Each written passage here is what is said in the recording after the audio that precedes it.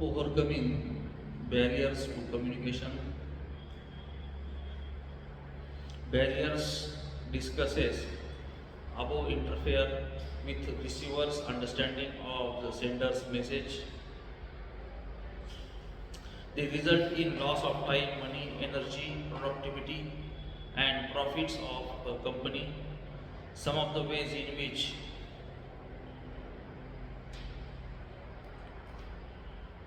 the communication barriers can be overcome are discussed, and some of the points are here. That is the clarity of objectives.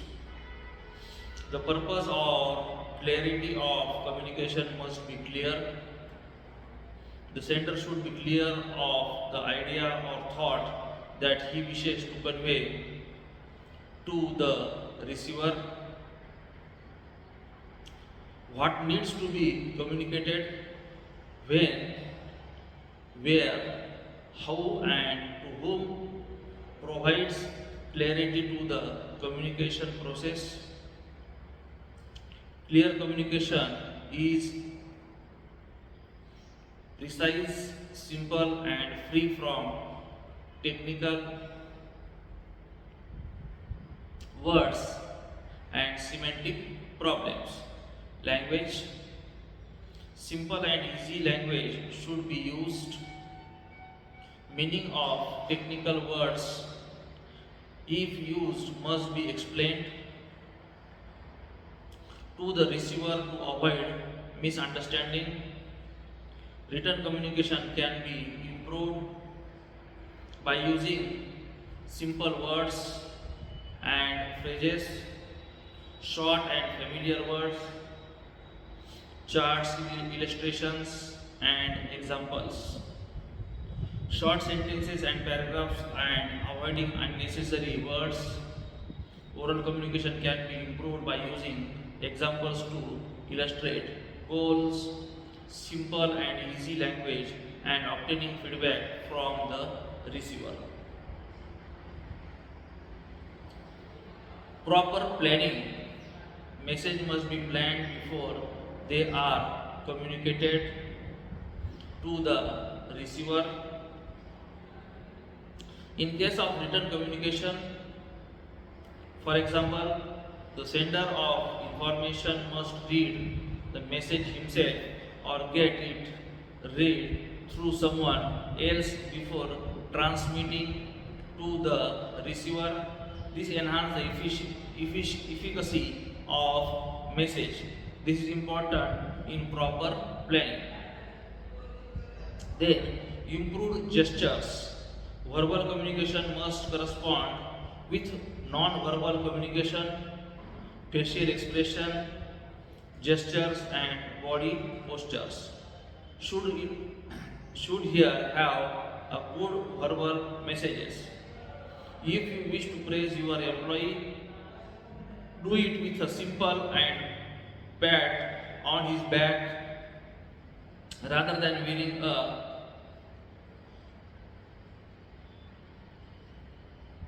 other appearances. Feedback is also important. Unless the sender confirms that his message has been properly understood, communication is of no or little use. In one way or other communication, the sender sends the message, instructions, directions that are to be followed by the receiver. Generally, the subordinates, the two-way communication, the sender receives feedback from the receiver, and the receiver should be made repeat the message. It helps the sender to improve his message. It also helps the sender to confirm the accuracy of transmission. Feedback helps the strengthening the communication process. Then the another important point is use of visual aids. Use of projectors, slides, charts can effectively add the value of oral and written communication. Then the another important point is overcoming the distrust. Communicators must trust, respect, and love each other.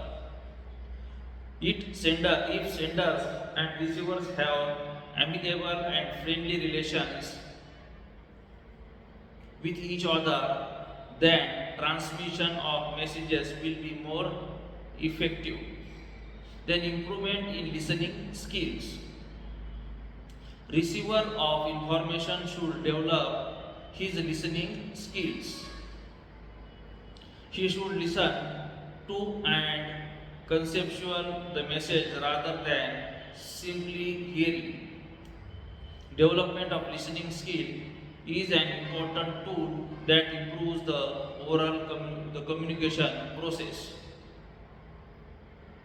Then overcoming the noise. Efficacy of messages is greatly reduced by noise at the place where communication takes place. If the noise is made by working machine, the machine should be switched off before communicating the message. If it is not possible, the place of communication should be changed. If noise cannot be avoided, it should be reduced to the minimum. Then another point is empathy. Empathy means the power of identifying oneself mentally with another person. Sender and receiver should try to identify each other through thoughts, feelings, and needs before communicating with each other. This helps in overcoming differences in perception. Then overcoming emotions. Trying to understand receivers' emotions before communicating with him is an important way to overcome barriers arising on account of emotions.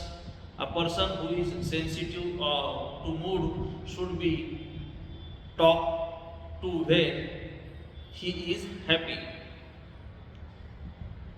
One should be prepared to deal with emotional encounters before transmitting messages. Written communication is more effective in dealing with emotional persons than oral communication. Training manager. When managers are working with people from different cultures, they should be trained and understand cultural experiences.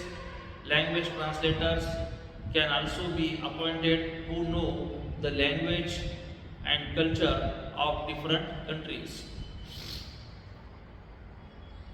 Miscommunication because of predefined notions about the sender should be overcome by focusing on the message and not the messenger.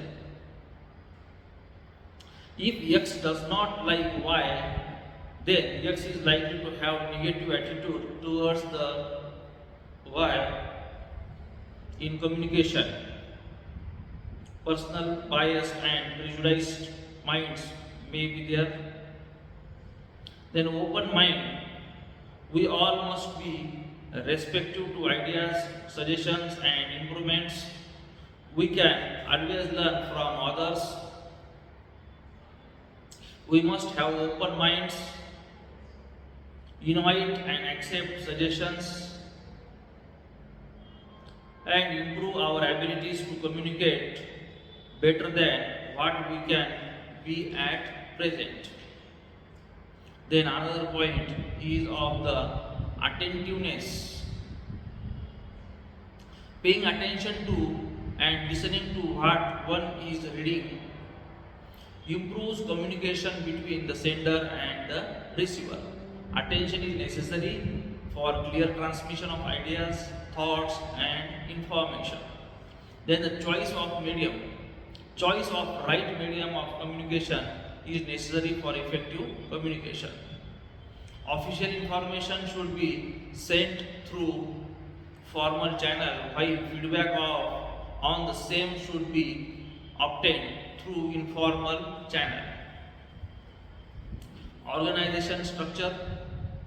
When information is filtered due to increased number of levels in the organizational hierarchy due to care must be taken to have reasonable levels while designing the organization structure. It should avoid filtration of information because it is passing through too many hands. These are the points related to our overcoming barriers to communication. Then the another point is strategies to overcome non-verbal communication barriers. Strategies to overcome non-verbal communication. Using your body effectively. Effective communication involves more than talking to your audience. Your body language plays an important role in communication. Research shows that what you say accounts for only 7% of effectiveness of a presentation, while 93% is based on non-verbal communication. Body language, proximity, and eye contact are three main areas of focus in non-verbal communication.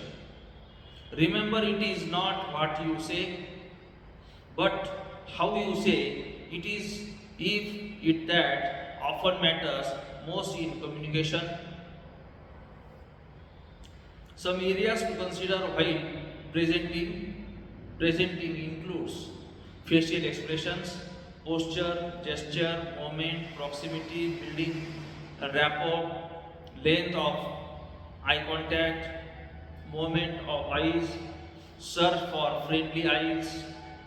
Such things are very important. Here, facial expressions. Smiling is a powerful expression. Here, these points we will continue in the next part. Okay, thank you. Good day.